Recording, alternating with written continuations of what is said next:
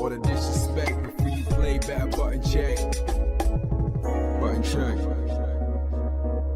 What is up, Butt Check family? Welcome back to yet again a beautiful day, a beautiful full week of buttons that need to be checked. Chapters down below, sub button right there. Thank you for taking the 5 seconds that it takes to help subscribe or to subscribe to the channel and help it grow. We're on the way to 75K, so thank you guys for the tremendous love.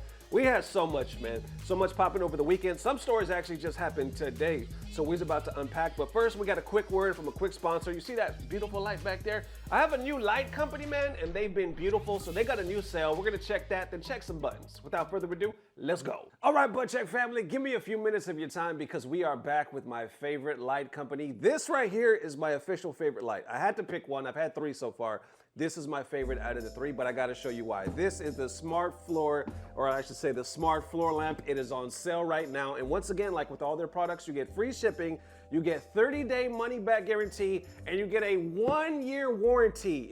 It's loaded. So this, y'all, is the DeckTok RGB WW Smart Corner Floor Lamp. And with this, you can actually customize your vibe with 12 independently controllable segments. You can choose from 16 million colors and fine-tune whites between 2700K and 6500K. You can choose between your warm whites, your daylight whites, your cool whites, and not only that, it comes with a free app like all their products. You can download and control everything straight from the app. Okay, y'all, so I got the app right here.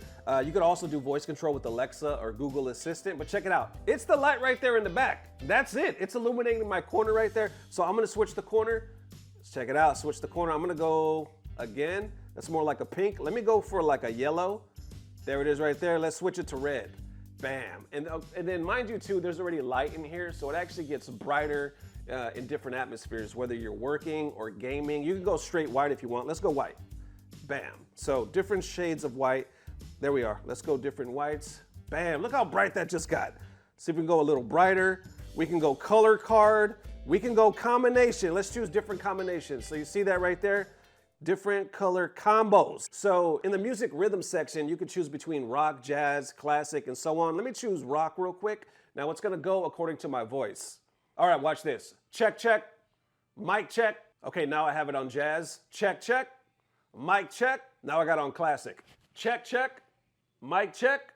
Check, check, 1, 2. So there it is, Butt Check fam. Definitely check out DeckTok, the smart floor lamp on sale right now. I would say out of the 3 that I have, this is in the lead right now to be my favorite, hands down. But also, this is the one we had last time. You guys remember? This is the smart LED floor lamp with projection. This one actually throws like images on the wall, so it's really cool. Link down below for all of that. Big up for the beautiful people at DeckTok for sponsoring the video and for y'all for making it possible. Now let's get back to checking some buttons. Let's go. All right, next up for that Street Fighter 6 balance patch that the community so desperately wants but doesn't seem like it's gonna happen anytime soon. Buttons that need to be checked. This is super interesting. Shout out to HiFight, by the way, because he actually held this interview. He posted it just today. Got to interview the Street Fighter 6 devs. A lot of interesting stuff to say, so I'm gonna put the link down below so you can catch the whole video. I think it's about 15 minutes long. We're just gonna check out a couple of minutes, but definitely hot topics, and the FGC is reacting. Let's go. の質問です。将来的にもっとオフラインイベントにサポートする予定はありますか？昔はちょっとプレミアとかランキングとかの大会のサポートが So he says, is there any more plans to support offline events? In the past, there was support for premier and ranking events. あったんですけど、最近はオンラインイベントがメインになってて、ちょっとオフラインイベントの But recently, online tournaments have been the focus, and offline events have decreased. 数が少なくなってるんですね。それについてはなんていうか、計画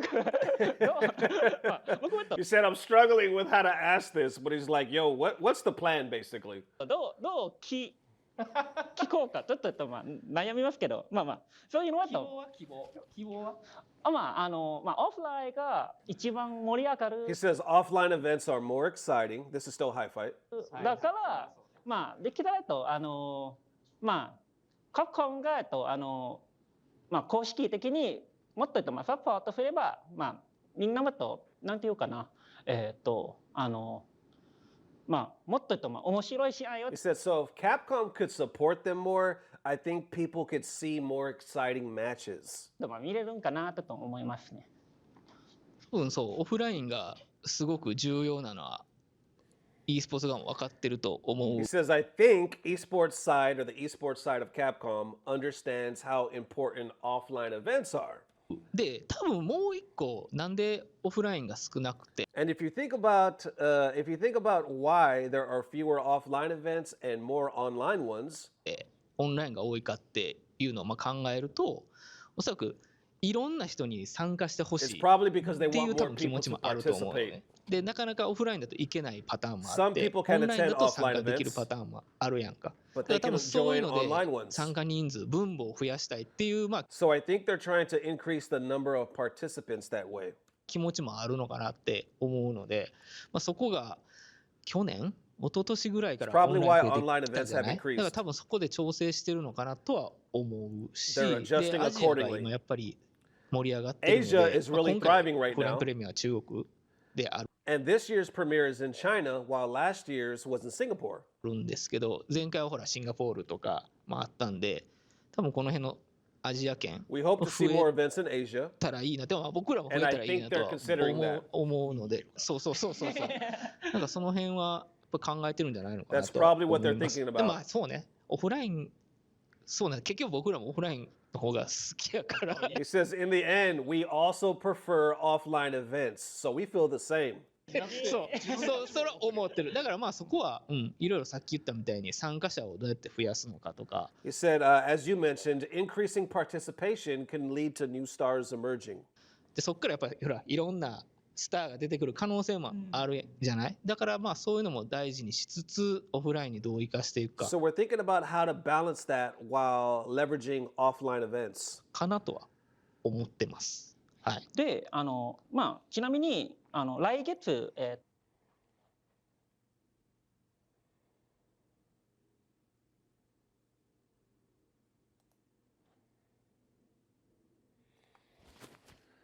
Check.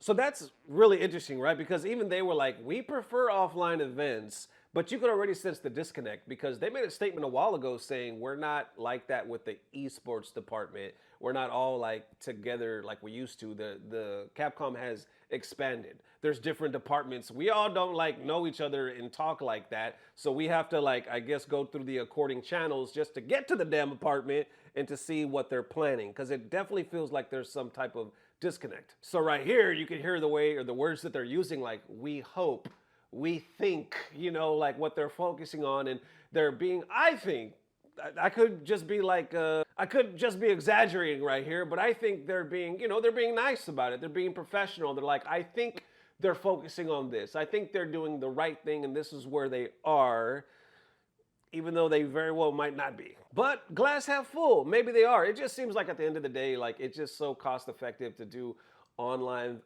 events. Your overhead goes down. On top of that, you get more people to play. So why wouldn't they look at it as a win-win? Yes, it's lackluster as shit. Matter of fact, think about it like this. Like the whole emergence of the 14-year-old prodigy. Now, I swear I'm probably saying his name wrong. But either way, you know what I'm talking about. 14-year-old prodigy. That's all everybody is talking about. Like, holy shit, the youth is here in a big way. Had all these conversations going, especially these debates that we, covered in the last few weeks or so. But anyway, imagine that tournament happens online. Imagine him now wins online. That whole thing is an online tournament. You don't see reactions. You don't see pop-offs. You don't see really how he looks at all. You just hear, oh, this person that just won is 14-year-old. Oh shit, that's a pretty good story, but it dies right there. There's literally no hype behind it. So the point he makes right here, where he's talks to HiFight, says, yeah, like you said, more participation means the likelier chance that future stars emerge, which is true in a way, right? But it almost seems like future stars really don't emerge or explode onto the scene unless it's something like a backstory or an offline tournament where we could actually put a name with the face and like connect with these people. If that was an online tournament, are we even really talking about him right now? To the point that we are. I'm not saying that we wouldn't be talking about him at all. I'm just saying to the point that we are now. I mean, we got to see his pop off. We got to see the aura, you know what I'm saying? The cheering to the what now, bitch. We got to see his personality. We got to hear his voice. We got to see his height. We got to see the passion. You know what I'm saying? We got to feel all of that. It's just something you'll never do with online. So at the end of the day, let me know. If it was online, what would it even be right now? 全部質問をしました Okay, so this is the last question. まあなんかとまあおまけに As な a んか bonus, 答えられるかどうか he says, I'm not sure if you can answer this, わかんないですけど、まあなんか清きシーネとまあみんなが知りたい情報 but な it's の something で everybody wants to バ know. トルバランスの Are 予 there 定 any はありま plans す for the balance それはある patch けど、 updates? そのタイミングがちょっと They say there are, but the timing is tricky with tournaments and such. いろいろ難しいんだよね。その大会があったりとか、いろいろ。はい。とかそう。こっちはいっぱいしたいよ。 We want to do it a lot.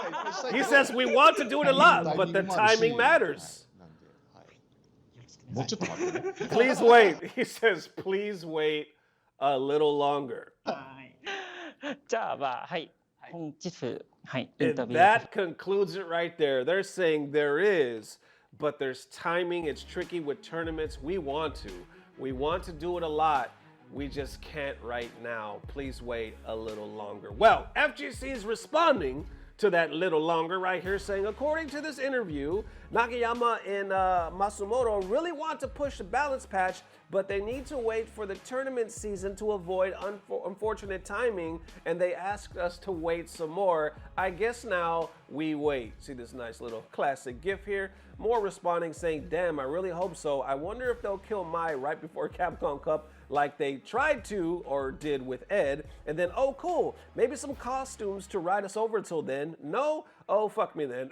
And then esports, baby. Continuing on, I see Broski right here adding as well, saying, odd disconnect between an apparent eagerness to patch more without competitive disruption in the same year that saw Capcom Cup end and then a 3-month off-season gap before the yearly update actually released. Then he continues down here saying, maybe the Switch 2 release messed things up, I guess. And weirdly, this was already solved issue during Street Fighter V era. They would drop a large balance patch immediately after Capcom Cup, let it rest for a couple of months preseason, and then follow it up with a smaller patch to sand down any mistakes just before the new season started. Then I even see FDX, I guess adding a perspective from that Tekken side, saying Tekken 8 would benefit greatly from dropping Season 3 as soon as the World Tour concludes. Using a 2 to 4 month preseason for testing is necessary if minimizing competitive disruption is a key objective. Then underneath that, I see Majin right here saying, was gonna make a vid on this, but I don't think Season 3 is in play now. I've grown wary of the Season Pass formula. Fighting games post-launch now feel like a predictable cycle. We need T8, letter R, full mechanics rebuild, system tuning, rebalancing, new stages / music / life bar colors, etc. And underneath that, they say Tekken 8 would also greatly benefit if the devs would let us know a single thing about what they're planning for Season 3 balancing, because communication is nowhere to be found.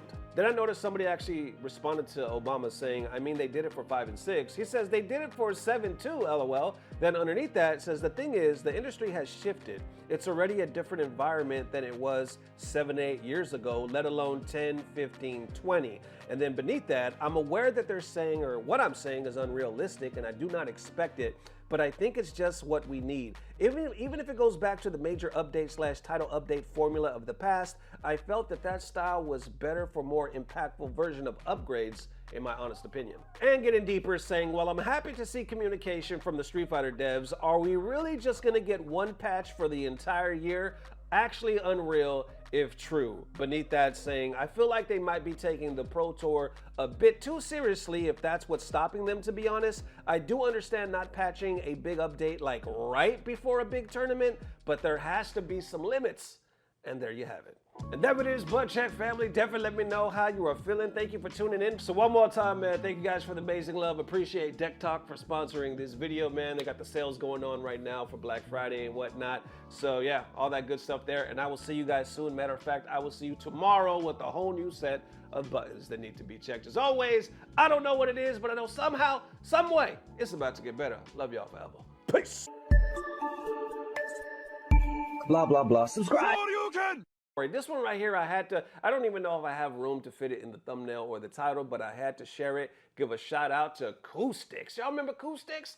Legendary rivalry. I don't know legendary, but big rivalry with Punk back in the day. I believe with some fighters. He was calling them out. Dope on the mic. I love his commentary. Matter of fact, he was one of the commentators. It was Koustics and KP when I was working with, who was it? It was Waka Flocka and Sonic Fox. Remember Sonic Fox? Sonic Fox, if I could talk. Back in New York. Me, Dirty Low, and my son went out there a couple of years ago. Y'all remember that event? Well, Koustics was there. We had a good time. Always good people. But apparently, somehow, I don't know if you guys remember, the man started sumo wrestling. He started sumo wrestling. He started winning. He started wrestling and started winning. He'll post like clips of him and stuff like that. Crazy stuff. But what's even crazier is somehow the damn kid got on Saturday Night Live. The young man, you know, it was my dream growing up, starting comedy and all this, to one day be on some Saturday Night Live. Koustics got on it. He was like an extra, real clip quick at the end, but it's hilarious. Salute. I'm jelly as hell. This shit is dumb. Now, I can't show the clip because SNL is some hoes. They'll copyright you real quick. But what I'll do... If you can live for 30 days in a smart car with these two greased up sumo wrestlers. There he is. Again. Oh my God. Koustics, can I freeze on the bump? Hold on. With these two greased up sumo wrestlers. Oh my God. Man became a sumo wrestler, and somehow that opened the damn door for him to be on Saturday Night Live. Holy shit.